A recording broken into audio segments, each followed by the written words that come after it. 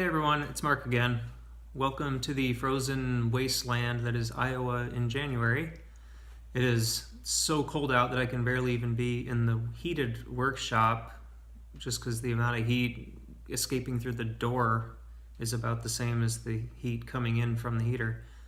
But I just got back from an auction that the actual auction was a few weeks ago, but I just got back from picking up the items that I won.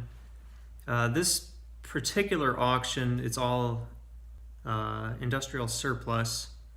It's a sealed bid auction, which is really annoying. There's a few reasons I hate them. I mean, the worst of which to me is just that you have no way to budget. You know, you go in there and you might have, let's say you have $100 to spend and there's a bunch of things you want. You don't really get to go in descending order from the thing you want most on down, or, I'm not winning anything, so I'll spend a little more on this, or, I went over on that, so I'm done. You can't really do that. So I went to this auction. I put in, I think it was almost $800 worth of bids, knowing damn well I didn't have $800. Fortunately, I only ended up winning 2 lots that after all the taxes and fees is about $260. So I managed to scrape that together. But the other reason those auctions suck is because if you want to pay $100 for an item, or you would pay $100 for an item, let's say, and there's nobody else that's interested, you put down $100, that's what you paid for it. If you knew that, you could have put $5 and got it and saved all that. But you don't know. It's all sealed. They don't tell you who bid what when it's over. They don't give you a list to tell you what things sold for. So I'm not a big fan, but I think I did okay this time. The main reason I went was to get a bandsaw, and I actually got it. So I'm gonna spin you around and we'll take a look at this bandsaw because I haven't even really looked at it yet. I walked by it in the auction place and said, "Oh yeah, that looks like it might be worth $100," and I got it. So I don't know if it works. It doesn't have a blade, I don't think. I kind of had to take it apart to get it to fit in my car, but we'll take a look at it together. So here it is, just how I pulled it out of my car and set it down. Still has the lot number stickers and stuff on it. So yeah, I don't know anything about it. Got a Century motor, single phase, that's good. That would have been a good thing to look earlier. Half horse. It's made by the Tester Corporation, which I had never heard of, so I actually got online after I found out I won this and went looking for some information on Tester Corp out of Ridgeland, Wisconsin. Nothing was coming back. As a last-ditch effort, I went to a newspaper archive, and these newspaper archives are great. I can access it using my public library card, so if you can do that, everybody should do that. But anyway, I just looked up Tester Corporation, Ridgeland, Wisconsin, and came up with a paper from Eau Claire, Wisconsin, which isn't too far from there, from 1985, talking about how the company was closing. Apparently, it's a little tiny town of just a few hundred people that live there, but I guess at one point they had quite a few employees, over 100 employees, and they made farm, equipment, including bandsaws, is what it said in the article. So here is one. And that's all I know.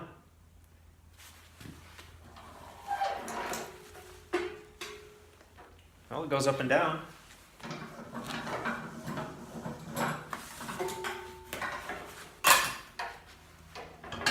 There is no blade. It's ball bearing guides. Somebody wrote here on the end, takes 80.5-inch blade.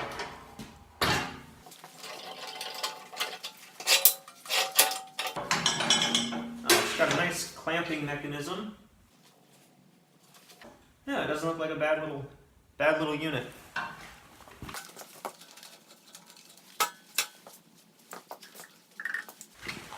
Let's see if it works. There's water dripping out of the power switch. That's not bad, is it?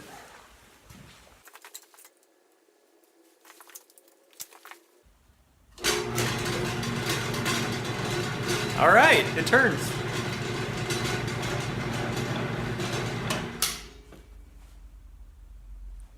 I'll call that a win.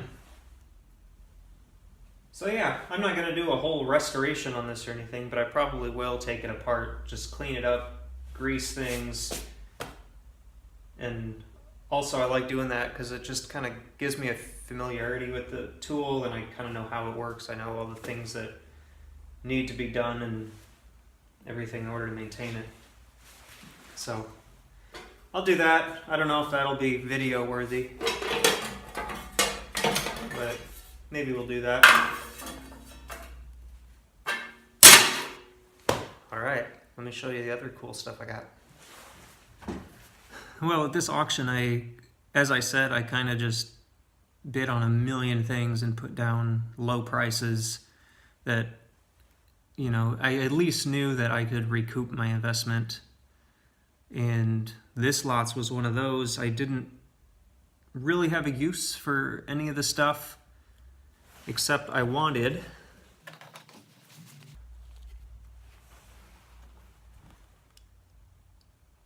this weird giant last word indicator. I'd never seen these before. I do have a regular last word indicator. Let me grab that. Here's a normal last word indicator that you will normally see. And this one's just giant. And I don't know, I just thought it was really cool and I wanted it. So I didn't really know what it was worth, but it needs to be fixed. So I mean, I really didn't want to give more than, I don't know, 15, 20 bucks for it, maybe. But it just also happened to be in a lot with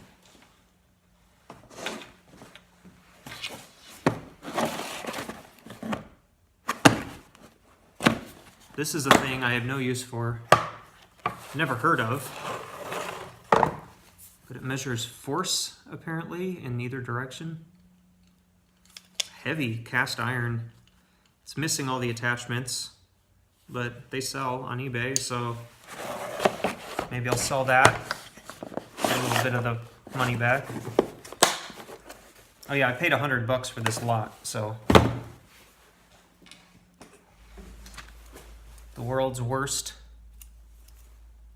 dial caliper. You can hear it?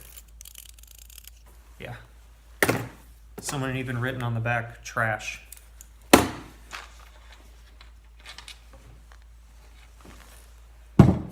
This was also in that lot with the Starrett Janesville tool punch. This is number ILP 500. They still sell these.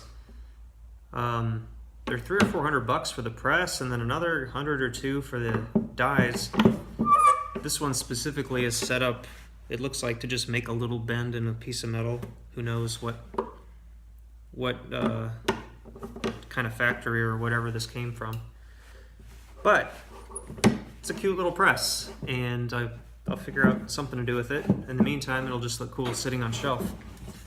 But the reason I felt confident paying $100 for that lot, wait till you see this.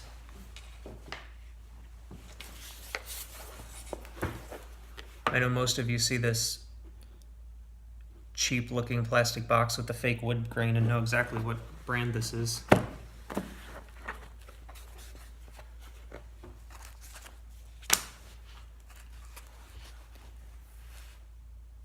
Look at that guy.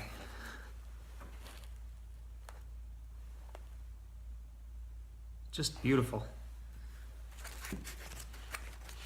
This is a Mitutoyo 329-711 6-inch Digimatic depth micrometer. All of the other rods are all brand new. They still have wax on them. Only the 0 to 1 inch is used. It's in here. There was no battery, so I didn't know if it worked, but put a battery in, and sure enough, it works. And this also has an output, so you can apparently send the data out to a computer. This is way more precise than I'm ever going to have a use for. This is, I think it's down to half a 10,000th, I think. 0.00005. So this I may sell and basically pay for the entire auction lot, because I already have a depth mic. I actually have two that I got other auctions, and they're accurate enough for me. I don't have any reason to measure 6 inches deep.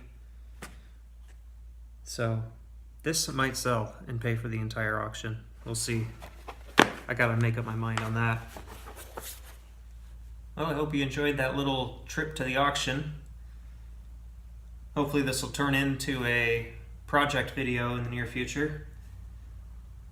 And hopefully it doesn't turn into a series of project videos. Hopefully it stays to just one and it's easy and just get it going, because I've needed one of these for a long time, and now that I have it, I'm going to want to use it and not just fix it all the time. So, thanks for watching. Hope you enjoyed it, and I'll catch you later.